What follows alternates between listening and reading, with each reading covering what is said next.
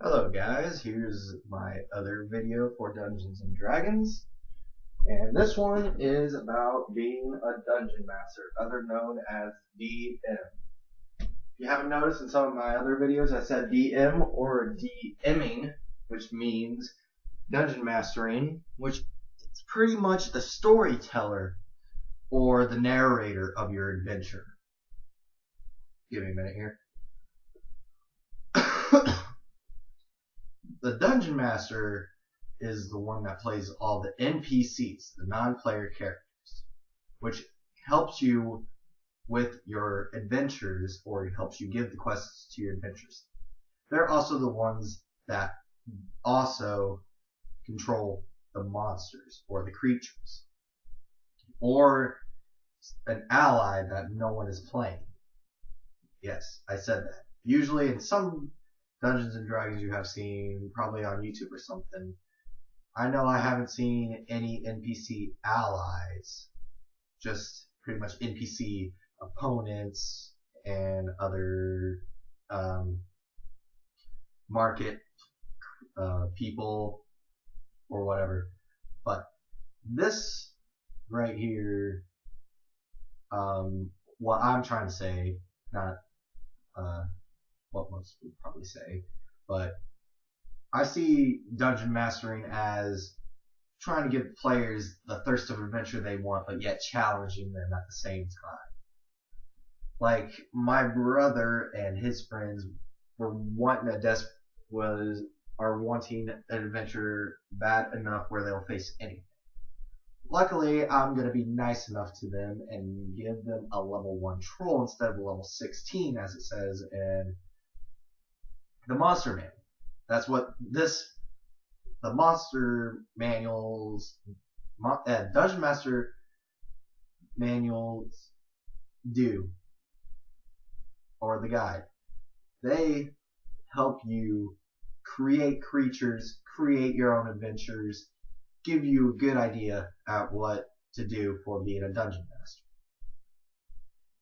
Most dungeon masters probably focus on how they tell or flavor what's going on. Or if you're really not good at telling in real good detail, you can say whatever is popping out, and each player can see it in their own way. It's what Dungeons and Dragons really is if you don't have the real money to spend a lot on. And I know Dungeons and Dragons can get real expensive. I already have 5 of how many ever books there are in 4th edition. And I know they're expensive. Even some of the grids are almost $50.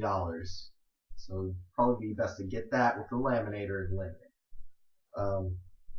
But Dungeon Master is real easy to do. All you have to do is kind of push along the players on what they're doing or tell them what they're doing, and they can react to however they want.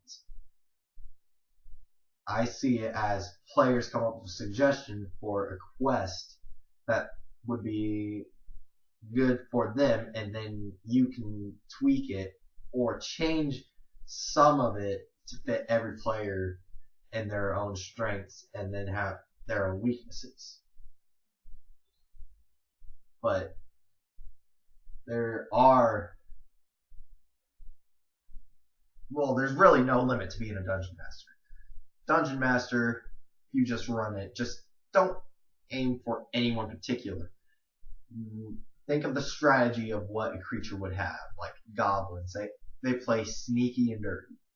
Whenever they get the chance, they'll gain combat advantage so they can get extra attack. And some of the other goblins, they would sit there and attack that are not minions. And they will attack until they are weakened enough to the point where they'll swap out a minion in their place. They'll switch spots with them.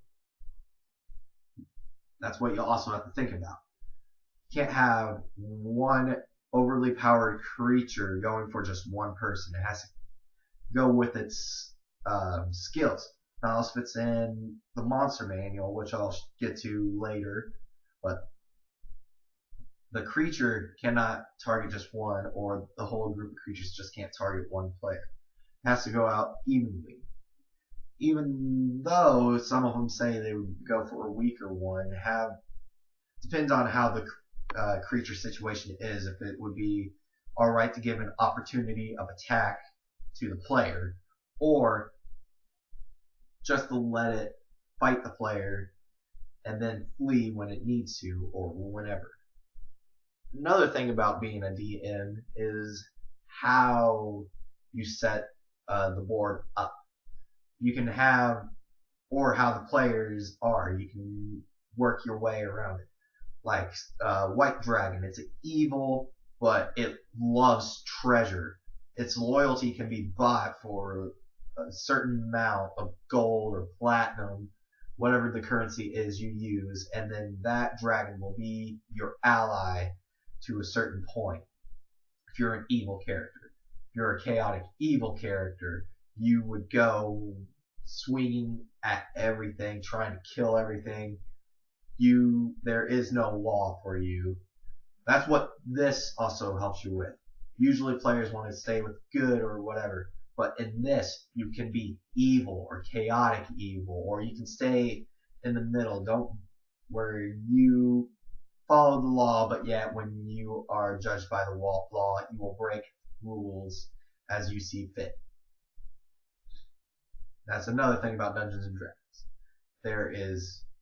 You can do anything. Be evil, be good, and yet your companions can be good and evil at the same time, trying to defeat an opponent or a target player. You make a treaty to go against after this one real evil person that will challenge your right to control the world.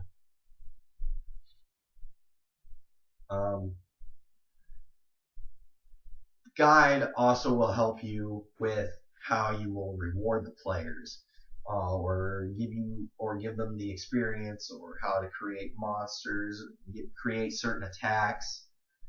Because Dungeons and Dragons, it's no limits besides the one where you can't target one player just because you don't like them, and it's also down to the luck of the die. You also get to control the atmosphere or whatever. Because I've seen some games where players don't say, the dungeon master doesn't say anything about the weather, which you can use to your advantage, saying that a thunderstorm comes out of nowhere and you have to find shelter immediately, or that you're on a boat and you're going back to wherever or going somewhere across the seas, and the storm kicks in and there's going to be a hurricane, and it can send the players back, or they can use some kind of magic if they have any magic users, such as sorcerers, sorceress / sorceress, wizards, all those good classes. But yeah, you get to control pretty much how the world runs at the moment, or how you see the world running in Dungeons and Dragons. Even though it kind of tells you the description of what time they're in, you can make an evil campaign where all players are evil, and it's right now at the breaking point of between good and evil, and you can push it back to evil, and then they can create new characters for good, lawful good, or a neutral, and we'll go and fight back the evil back to its place. It really depends on how you want to play for the player, and you can make it real challenging for them. You can also make your own booby traps, which will help you test the player's skills at disarming or setting back traps. You also get to depend on how much time they spend on the battle, or how much time they wasted getting somewhere, which will take up their food supply, their water supply. You also get to create how the weather can also affect the player other ways than stopping for a day. Sit there and you can make them travel through a desert and make them dehydrated quicker, and make them use up more of their water.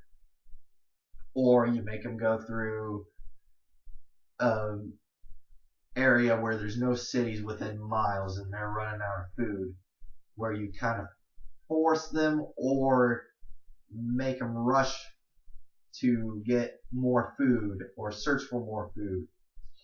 Or as if the storm or hurricane, you can use it and the player will start drowning and they'll have to start making their way back to the surface.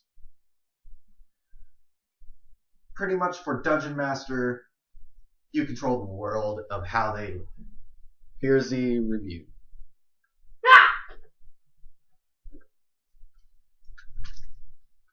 Guess there won't be a review.